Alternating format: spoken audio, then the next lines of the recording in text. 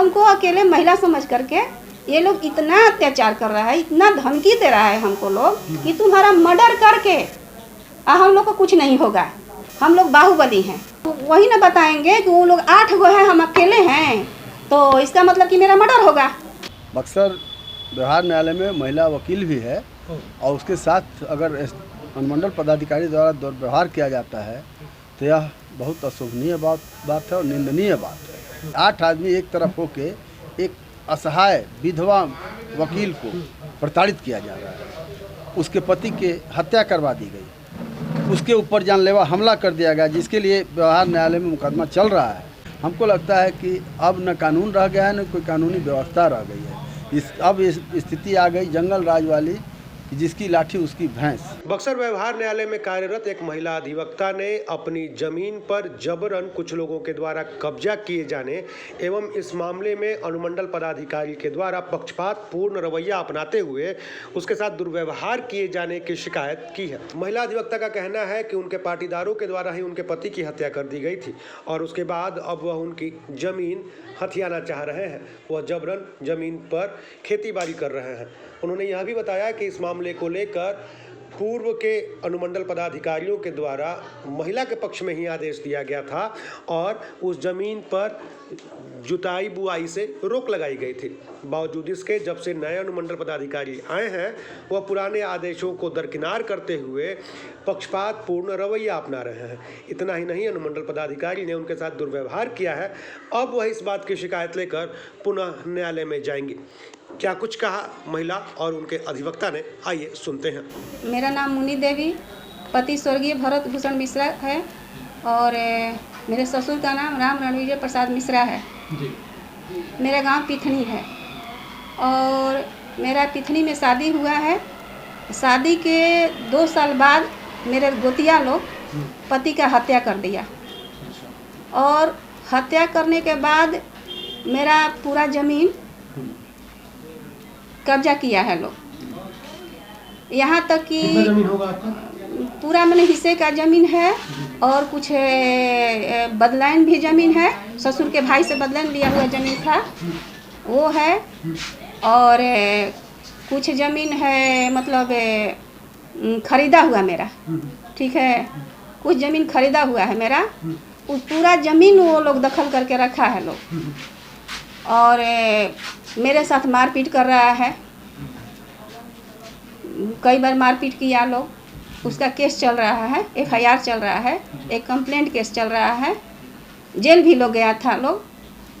और मेरे घर वहाँ था जो मेरा, वो घर का मतलब पूरा सामान और घर का गिरा करके घर का ईंटा कंडी पटिया दरवाज़ा खिड़की सब मतलब अपने घर में लोग लगा लिया, ले लिया है लोग, घर का पूरा सामान ले लिया है। इसके बाद हम यहाँ SDO ऑफिस में 44 किए तो 44 में भी वो अपना रोक जोत रहा है। 44 इनसे करवाई आपने? हाँ, मेरे ससुर के नाम से चल रहा है। तो क्या नाम है ससुर जी का? ससुर का नाम है राम रणविजय प्रसाद मिश्रा। उन्हीं के नाम से जमीन? उन्हीं के नाम से जमीन है और चल भी रहा है केस। कुछ खरीदा हुआ जमीन मेरे नाम से है। वो भी वो लोग दखल करके मतलब कुछ जो मामला भी यहाँ पे आया मतलब उसका नहीं है, मतलब पूरा जमीन जोत करके मैंने वो खा रहा है वो लोग। तो पूरा जमीन को लेकर के चल रहा है। तो मेरे मतलब हम 44 करवाएं, ससुर जी किए और उसके बाद 44 में भी वो लोग जोत रहा है ज़मीन। 45 हुआ, उसमें भी फिर वो लोग जोत रहा है, कोई कार्रवाई नहीं हो रहा है। फिर 46 हुआ, उसमें भी 2 फसल वो लोग काट लिया। फिर तीसरा दोबारा चिट्ठी CO साहब के पास गया तो CO साहब रोके वहाँ, तो रोके हुए थे CO साहब। उसके बाद SDO साहब के यहाँ से पता चला कि मतलब वो लोग अपना जोत रहा है लोग। फिर 46 में भी वो लोग रोपनी जोतनी करने लगा। तो हम गए वहाँ SDO साहब से मिलने, ठीक है। SDO साहब से मिलने मतलब ये जो आपने बताया कि रोक लगी थी, तो रोक तो पुराने वाले SDO लगाए थे? पुराने वाले SDO लगाए थे जो मिश्रा जी थे, 46 किए थे। अब 45 जो इससे पहले उपाध्याय जी थे वो 45 किए थे और दूसरे वाले 46 किए थे मिश्रा जी। और तीसरे अब आए हैं तो इनके पास हम ये पता चला कि वो लोग रोप जोत रहा है। जी। तो सीओ साहब के पास हम कॉल किए। सीओ साहब बोले कि आप एसडीओ साहब से समझिए, ठीक है। हम ये आदेश का कॉपी लेकर गए 46 का। लेकिन एसडीओ साहब क्या किए ना कि हम अंदर नहीं जाने दिए, थोड़ा सा अंदर गए, तब तक एसडीओ साहब मेरे को देखते ही मतलब पूरा एकदम हमको मेरे साथ मतलब अजीब टाइप का बोलने लगे मेरे को। क्या बोले? मतलब दुर्व्यवहार टाइप का, मतलब मेरे को ये करने लगे, जलील टाइप का किया जाता है ना, उस टाइप का करने लगे। और बोले कि भागो भागो यहाँ से, क्या करने आई हो तुम क्या करने आई हो? हम बोले कि सर रिसीवर लगा हुआ है, उसके बाद वो लोग खेती कर रहा है। तो खेती क्यों नहीं करेगा? तुम किसी का खेती रोकोगी? तुम किसी का खेत रोकोगी? खेती रोकोगी? आपने नहीं बताया कि मेरा संपत्ति तो है। हम बोले कि नहीं, तुम्हारा संपत्ति नहीं है। हम अभी रिसीवर हटा रहे हैं, अभी उन लोग को बुलाए हैं, अभी हम रिसीवर हटा रहे हैं, तुम यहाँ से भागो, ठीक है। हम इतना मतलब बोलने लगे हमको ना कि वहाँ जितना लोग थे, जो लोग गए थे मिलने, सब हमको देखने लगे। अच्छा, और भी लोग जल्दी यहाँ से भागो, जल्दी भागो यहाँ से। 2-4 लोग थे वहाँ मिलने गए थे, वो लोग देखने लगे, जल्दी यहाँ से भागो, हम अभी रिसीवर हटा रहे हैं। तुम किसी का खेत, बहुत हमको शर्मिंदगी महसूस हुआ। उसके बाद हम वहाँ से निकल गए। उसके 2 दिन बाद मेरे मतलब वकील साहब गए, टुनटुन मिश्रा जी, उनसे कुछ समझाई वो, और कुछ बातचीत अंदर हुआ होगा। उसके बाद वो मेरे को अंदर बुला रहे थे कि एक कागज़ समझाने के लिए कि आएगी तो समझाएगी। तो बोले कि नहीं, उस लेडीज को हम देखना नहीं चाहते हैं, उस लेडीज को अंदर मत बुलाइए, उस लेडीज को हम देखना नहीं चाहते हैं। अब पता नहीं हमको क्यों नहीं देखना चाहते हैं, हम तो कभी उनसे मिले ही नहीं हैं, क्या कर दिया कि देखना नहीं चाहते हैं। और बोल रहे हैं कि हम रिसीवर हटाएंगे, मेरे से उस दिन बोले कि हम रिसीवर हटा रहे हैं, तुम अकेली हो और वो लोग 8 गो है, वो लोग 8 गो है, तुम अकेली हो, तो आप अपनी जमीन छोड़ दीजिएगा। मतलब तो वही ना, अब तो वही ना बताएंगे कि वो लोग 8 गो है, हम अकेले हैं, तो इसका मतलब कि मेरा मर्डर होगा। अब इसका मतलब यही ना कि मेरा मर्डर होगा, हैं। उसके बाद ये देखिए, ये एफआईआर मेरे पर जो हमला किया है लोग, ये एफआईआर का कागज है। कब कराया था एफआईआर आपने? ये 2014 में मेरे पर हमला किया था सब मिल करके। अच्छा।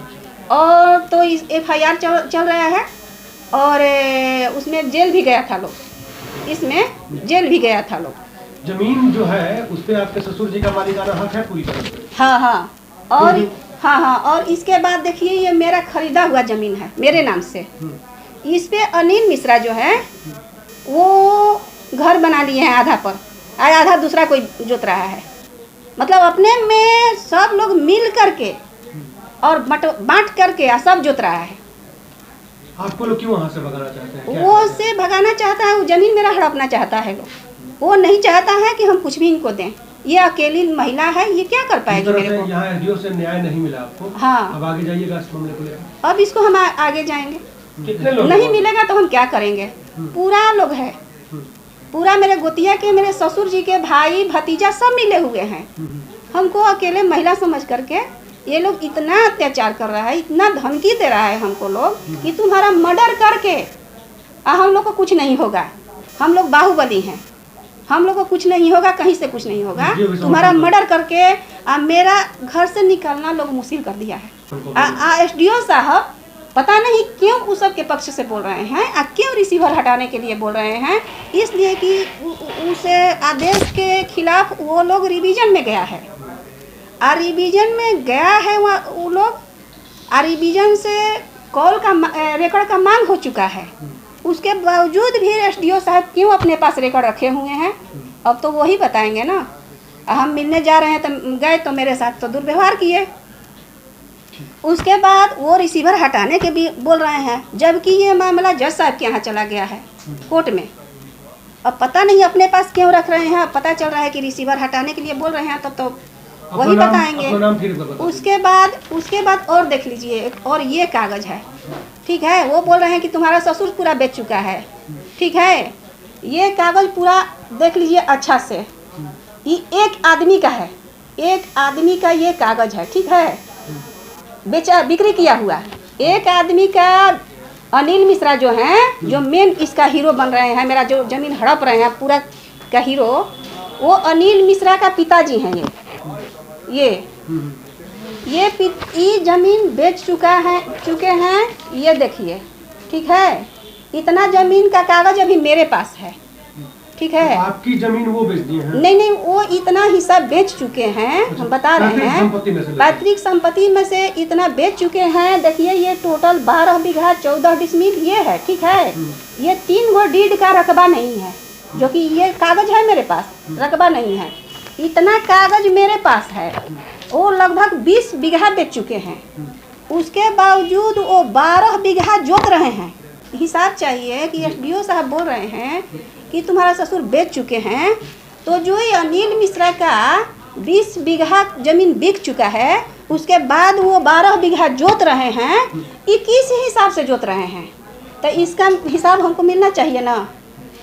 जब मेरा बिक्री हो गया तो इनका बिक्री का हिसाब होना चाहिए ना। आपको कोर्ट देगा ना, आप तो कोर्ट में चले गए। तो वही ना, हाँ जाएंगे। तो फिर मामला आया है पिथनी का, जहाँ एक महिला है, विधवा है। उनका ये कहना है कि मामले को लेकर वो जब अनुमंडल पदाधिकारी के न्यायालय में गई, तो वहाँ अनुमंडल पदाधिकारी ने उनकी बातों को अनसुना किया। जो पहले के आदेश थे उनको दरकिनार करते हुए दुर्व्यवहार भी किया। जानकारी है इस मामले की आपको? इस बात की जानकारी भी है, और इसको लेकर मैं महिला पिथनिक नहीं, महिला वकील भी है जी। बक्सर बिहार न्यायालय में महिला वकील भी है, और उसके साथ अगर अनुमंडल पदाधिकारी द्वारा दुर्व्यवहार किया जाता है तो यह बहुत अशोभनीय बात है और निंदनीय बात है। उसको लेकर मैंने उनसे मुलाकात की थी, लेकिन वो इस बात पर रिजिड हैं कि जो अंचल अधिकारी इटाढ़ी को जो रिसीवर बनाया गया है उसको तत्काल प्रभाव से हम हटाएंगे। उसका कारण मैंने जानना चाहा तो कहा कि कारण नहीं, ये बात नहीं है। कारण है कि हम ये लोग 8 आदमी हैं और वो अकेले हैं। हम कहे तो और साबित करता है कि 8 आदमी एक तरफ होके एक असहाय विधवा वकील को प्रताड़ित किया जा रहा है। उसके पति के हत्या करवा दी गई, उसके ऊपर जानलेवा हमला कर दिया गया, जिसके लिए बिहार न्यायालय में मुकदमा चल रहा है।